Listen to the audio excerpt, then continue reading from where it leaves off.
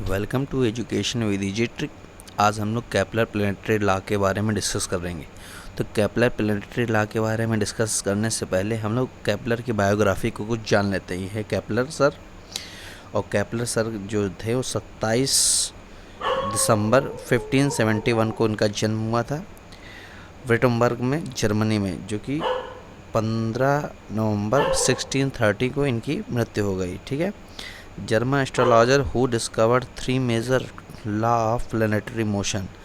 ठीक है, इन्होंने 3 ग्रहों के संबंध में नियम दिए हुए हैं। ठीक है, conventionally designers as a follow, जिसका हम लोग नीचे पढ़ेंगे। देखिए, सबसे पहले जो ग्रहों के बारे में सब लोग ये जानते थे कि जो ग्रह हैं वो सिर्फ सूर्य के चारों ओर घूमते हैं। अब कैसे घूमते हैं इसके बारे में किसी को कोई ज्ञान नहीं था। तो केपलर ने ग्रहों का सूर्य के चारों तरफ घूमने संबंधी अपना एक नियम दिया है। ठीक है, उसको देख लेते हैं। तो Kepler gives 3 law of planetary motion. Kepler ने 3 नियम दिए थे ग्रहों के संबंध में। ठीक है, फर्स्ट लॉ क्या कहता है? Kepler first law means that planet move around the sun in elliptical orbits and sun is on the focus. कहने का मतलब क्या है कि कोई भी ग्रह सूर्य के चारों ओर दीर्घ वृत्ताकार कक्षा में गति करता है, जैसे कि इलिप्टिकल मोशन मतलब दीर्घ वृत्त। ठीक है, ऐसा सर्किल जो बहुत ही बड़ा हो। ठीक है, और जो सेंटर होता है सन, उसके बिल्कुल फोकस पर निर्भर होता है। ठीक है, मेन फोकस पर। तो पहले लोग जानते हैं सर्किल के फॉर्म में मोशन करता है, लेकिन सर्किल के फॉर्म में नहीं। केपलर ने बताया ये जो प्लैनेट होते हैं किसी भी सूर्य के चारों ओर दीर्घ वृत्ताकार मतलब इलिप्टिकल ऑर्बिट्स की तरीके से मोशन करते हैं। जो सन होता है उसके सेंटर पे स्थित होता है, नाभि पे स्थित होता है। ठीक है, तो देखिए सन है वो सन बिल्कुल फोकस पे है, और इसके चारों तरफ जो है अर्थ, मान लीजिए अर्थ घूम रहा है, वैसे कई सारे प्लेनेट है जो घूमते रहते हैं। ठीक है, तो समझ में आ गया होगा केपलर का फर्स्ट लॉ कि केपलर ने बताया कोई भी ग्रह सूर्य के चारों ओर दीर्घ वृत्ताकार कक्षा में गति करता है, मतलब इलिप्टिकल मोशन करता है अराउंड द सन। ठीक है, और जो सन होता है उसके फोकस अर्थात सेंटर पर निर्भर होता है। ठीक है, उसके फोकस पर होता है, बिल्कुल मेन सेंटर जो उसका, तो सन का जो सेंटर होता है वो उसके फोकस पर होता है। तो आई थिंक ये आपको क्लियर हो गया होगा केपलर का फर्स्ट लॉ। सेकंड लॉ को हम देख लेते हैं। Kepler second law states that A planet moves in its ellipse. अगर कोई ग्रह दीर्घवृत्त की कक्षा में घूम रहा हो, so that the line joining between the sun, अगर उससे ग्रह से सूर्य तक के बीच की हम एक लाइन ज्वाइन कर दें तो क्या करता है? The sun placed at a focus sweeps out equal areas in equal times. कहने का मतलब क्या है? अगर कोई भी ग्रह सूर्य के मतलब सूर्य से कोई भी एक लाइन ज्वाइन कर दें हम ग्रह के बीच में, तो वो समान समय में समान क्षेत्रफल तय करती है। कहने का मतलब क्या है कि इक्वल टाइम एरिया में इक्वल इंटरवल ऑफ टाइम में जो एरिया तय करेगी वो सेम ही होगा। जैसे एक मंथ में जो एरिया चलेगा वो अगले एक मंथ में भी उतना ही एरिया चलेगा। तो कहने का मतलब सिंपल सा है कि कोई भी ग्रह सूर्य से ग्रह तक को मिलाने वाली कोई भी रेखा, हम कोई भी एवरेज हम कोई लाइन मान लें, तो वो इक्वल टाइम इंटरवल में इक्वल डिस्टेंस ही चलती है, मतलब एरिया क्या होता है? सेम। तो यही कहने का मतलब है केपलर सेकंड लॉ में। देखिए मैंने एक मंथ का रेशियो A1 बनाया, जो अगले एक मंथ का A2 है, ये आपस में क्या होंगे? इक्वल। तो केपलर के सेकंड लॉ ने यही बताया कि कोई भी 2 ग्रह जो आपस में अगर उनके सेंटर से ग्रह से सूर्य के बीच की कोई हमने रेखा अगर जोड़ दें तो क्या होगा? वो समान समय अंतराल में समान क्षेत्रफल तय करती है, मतलब इक्वल टाइम इंटरवल में इक्वल एरिया को कवर करती है। ठीक है, मैंने वही देखिए यहाँ पे भी मैंने दे रखा है एक्स डिस्टेंस एरिया एक्स और अगले वाई एरिया होगी, लेकिन अगर टाइम हम इक्वल ले लें तो ये दोनों एरिया क्या होगा?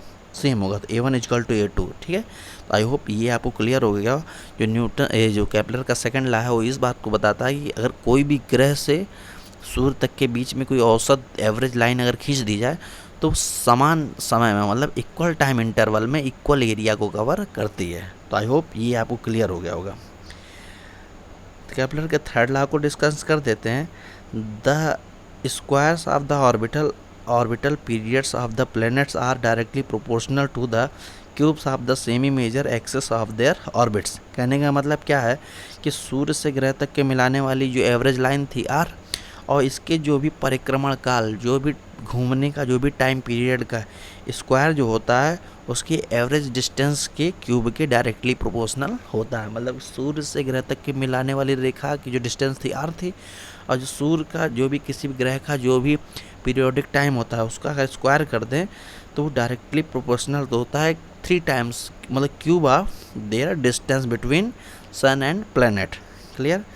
तो इसको देखिए थर्ड लॉ में यहाँ भी डिस्कस किया, the square of the orbital periods of a planet is directly proportional to the cubes of the semi major axis of its orbit. ठीक है, मतलब कि जो टाइम मतलब किसी भी जो ग्रह का और सूर्य के बीच की जो डिस्टेंस है उसका क्यूब जो होता है वो क्या होता है, उस जो भी ग्रह किसी भी चारों ओर सन के घूम रहा है उसके जो पीरियोडिक टाइम का स्क्वायर जो होता है उसके बीच जो सन से और ग्रह तक के बीच की जो डिस्टेंस है उसके क्यूब के डायरेक्टली प्रोपोर्शनल होता है। देखिए जब T directly proportional to R cube है तो जब प्रोपोर्शनल का साइन हटता है तो एक कांस्टेंट के एस आ जाता है, और के एस की वैल्यू निकाला जाए तो क्या होगा, T square upon R cube. ये के एस जो होता है केपलर कांस्टेंट होता है। ठीक है, हर एक प्लैनेट के लिए जो होता है T1 का स्क्वायर, R1 का स्क्वायर, T2 का स्क्वायर, ये आपस में क्या होता है, एवरेज जो होता है इसका ये होता है, ये रेशियो में बराबर होता है। ठीक है, ये बात आपको ध्यान रखनी है। देखिए केपलर लॉ के बारे में थोड़ा और से डिस्कस कर लेते हैं कि हम कोई भी जानते हैं कोई भी ग्रह अगर कोई भी मतलब कि पार्टिकल है अगर कोई सर्कुलर मोशन करता है तो उसको क्या होता है, सर्कुलर मोशन अगर कोई भी पार्टिकल करता है तो क्या होता है, उसे एक सेंट्रीपिटल फोर्स की आवश्यकता होती है। वो सेंट्रीपिटल फोर्स की वैल्यू क्या होती है, mv स्क्वायर। अगर कोई ग्रह मान लीजिए मान लीजिए पृथ्वी अगर सूर्य के चारों ओर घूम रही है तो उसको भी सेंट्रीपिटल की आवश्यकता होगी, वो क्या होगी, mv स्क्वायर अपॉन आर। ठीक है, मतलब F इजकल टू क्या होता है, mv स्क्वायर अपॉन आर।